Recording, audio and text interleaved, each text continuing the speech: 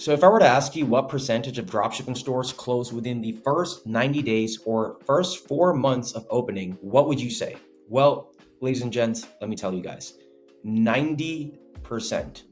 90% of stores close within that first 4-month mark on Shopify. So in this video, ladies and gents, I basically am going to show you on how I have a machine that generates me almost 22K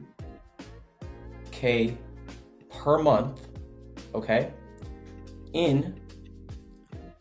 Listen to me when I say this, in profit, okay? That's not revenue or sales, in profit. And this is literally with no ad spend. And I'm going to show you on how you can do the same while having, of course, the right type of product and this one system in place, which most dropshippers really don't do. And in my opinion, it's absolutely a no-brainer. So now going back to this fact right over here, why 90% of stores do close. Well, first and foremost, that's because of just competition, okay? The second reason is just obviously ineffective marketing strategies, okay? Just, again, not following a specific strategy, not sticking to one platform. I see a lot of people switching back from Facebook or TikTok or organic to paid ads. My thing is get good at one thing and then transition to or learn another skill, another marketing channel. The next thing would be just poor product selection, okay? I mean, a lot of dropshippers kind of have shiny object syndrome. I mean,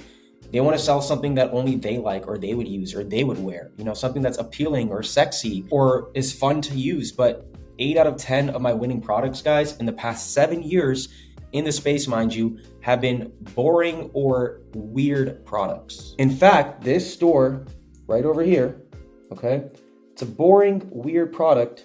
We've done about $6,600 in sales today. And then last but not least, if already not obvious, right, just low profit margins. I mean, here's how it typically goes, right? You find a winning product, right? Let's call it product A. The attempt to scale it for a few months or a few weeks, right? Whatever. And then margins just basically start to slip and boom. Here is when the store is officially closed and sales just stop. And it's okay, you're not alone, because I was at this place before, okay? My first 2 years, I lost money. I didn't make any money. I tested product after product after product, and I realized that I was just looking at the wrong place and wasn't really treating it like a real business, right? So I really want to show y'all on how you can find the right product by looking at the right place. And then also, once you do that, how you can maximize the longevity of that product and have super, super lean profit margins on basically autopilot. How I'm able to generate $22,000 a month, dropshipping only one single product, and this store has been running for almost a year now. So going back, a lot of people like to, sell jewelry, right? They like to sell clothing, right? Because that's a cool thing to do or the next thing or trend that's in. But most of my winning products are in 3 niches. And obviously those niches have micro niches, but they are in, so health and wellness, okay, self-care, and I'll obviously show you guys where the similarity falls within these niches, and then just beauty in general, right? So health and wellness can be anything like a workout product or a supplement. Self-care can be, again, anything for people's skin or something that people have to wear. Beauty, again, same thing. It can also consist of oral health products, something that people use for their teeth, their eye, their hair, so on and so forth, right? So a lot of these can have overlap, but there's one big reason why I love selling products in these niches is because people will always be investing into themselves. If you think about it, if I am having an insecurity or want to have whiter teeth or, want to buy the next cool looking makeup product that makes me look pretty on date nights. Again, I mean, literally, right? People will always be buying that for themselves. People will not hesitate when it comes to investing into themselves. So that means that these niches have products, at least most products, I would say over 80%, that have a very, very high perceived value, which right out the gate can give you very good profit margins, okay? I mean, you want to aim for 70 to 85% when it comes to your gross profit margins, at least. This is a great start, because you can mark these products up probably 3 to 6x. And the minimum I would say when dropshipping is 2.5x, but I would say 3 to 6x, even 4 to 6x is the sweet spot. And the bigger picture here, right, the most important thing is that a lot of these products, not every one of them, of course, but a lot of these, like I'm saying, can be replenished. People will come back for them month over month, week over week, whatever it really may be. Think about your favorite lotion or your favorite fragrance or your hair wash or your shampoo. Chances are you're gonna keep buying that product, okay, from that same brand because you like what it does for yourself, right? These kinds of products make you feel a certain type of way, give you a certain end result, whether it be a look, a feeling. It targets a unique commonality, right? It's obviously problem solving, but a unique commonality. Pain, situation, discomfort, shyness, right? These are all unique commonalities. And when these products help people achieve a desired outcome, they're gonna keep buying over and over again. As simple as that. So here's what I did. So I found that product and it's in the health and wellness niche. It's actually a type of natural supplement. Obviously, supplements people will keep coming back for, right? So once I found the supplement product, I started to run ads on Facebook, did a little bit of scaling, and I validated this product, right? I mean, I was profitable with this product.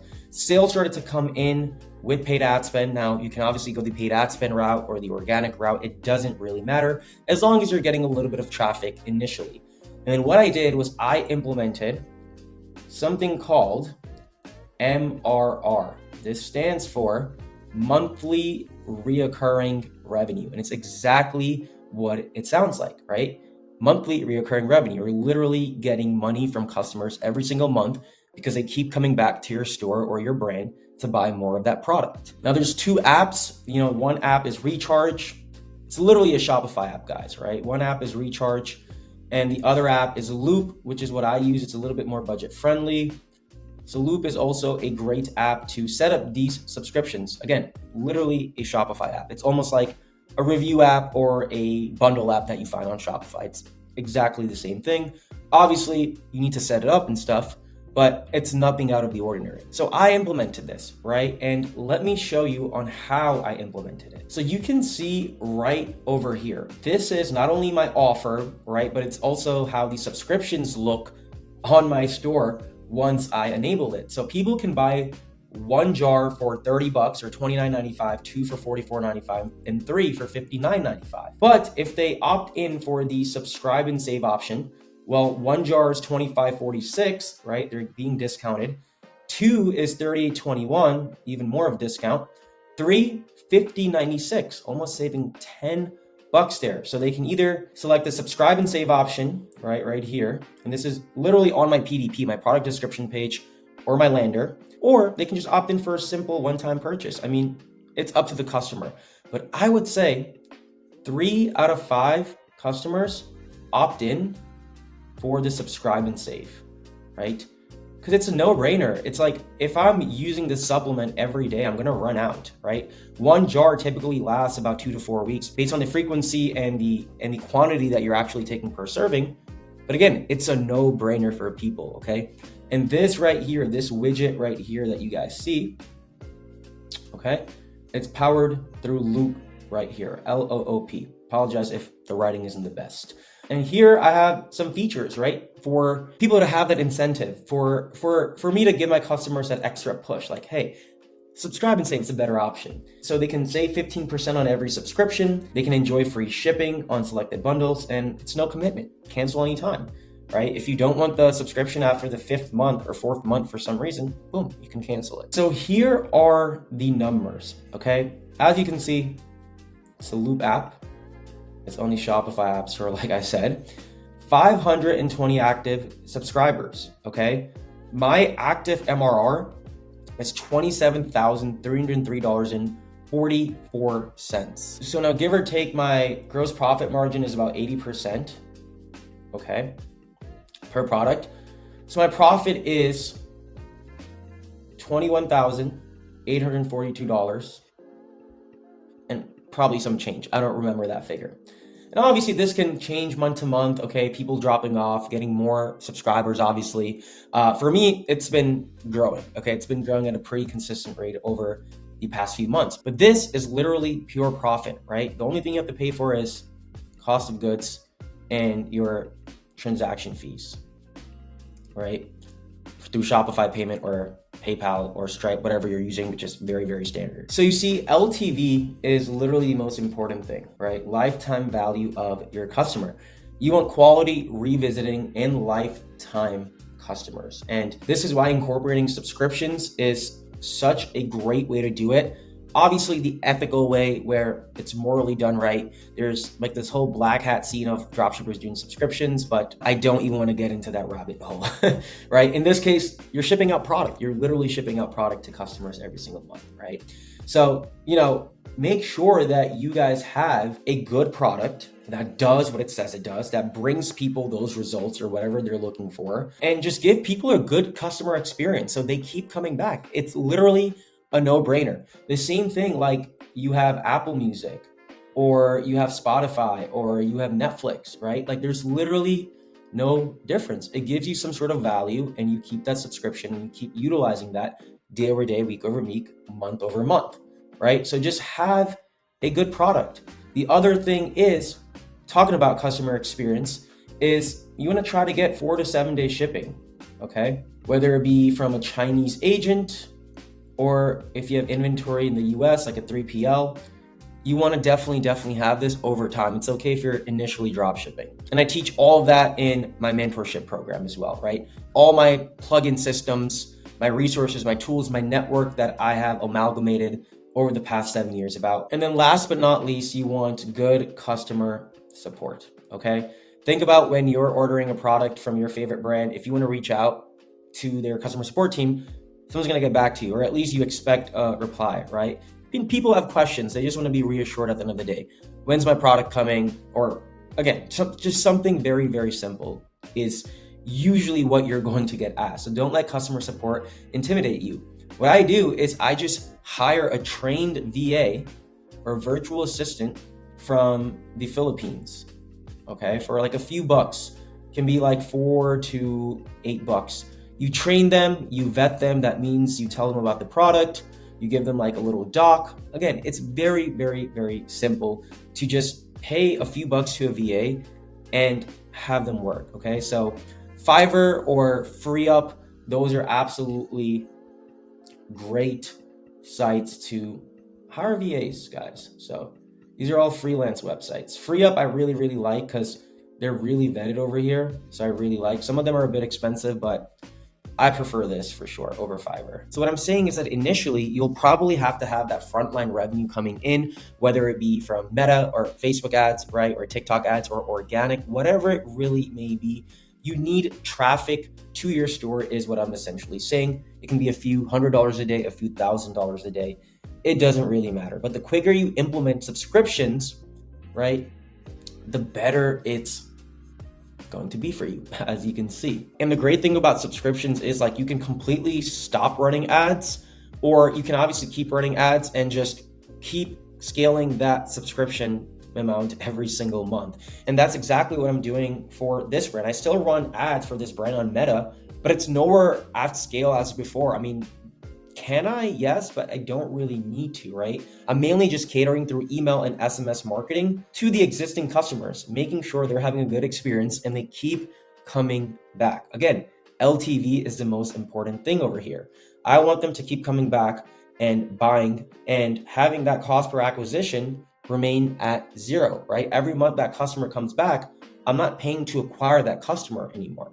It's literally free money almost. So what I really recommend doing, guys, is, let me just go back over here, is try and find a product over here. I mean, this is a gold mine, and yes, other niches you may be able to implement MRR for, but there's so many different dropshipping products in these niches right over here. I mean, let me just show you guys some stats. So this is the US health, personal care, and beauty e-commerce sales graph. Obviously 2020 was COVID, so everything was basically up, but it's been going up year over year over year, and it's only gonna continue to go up, right? It's literally only gonna continue to go up.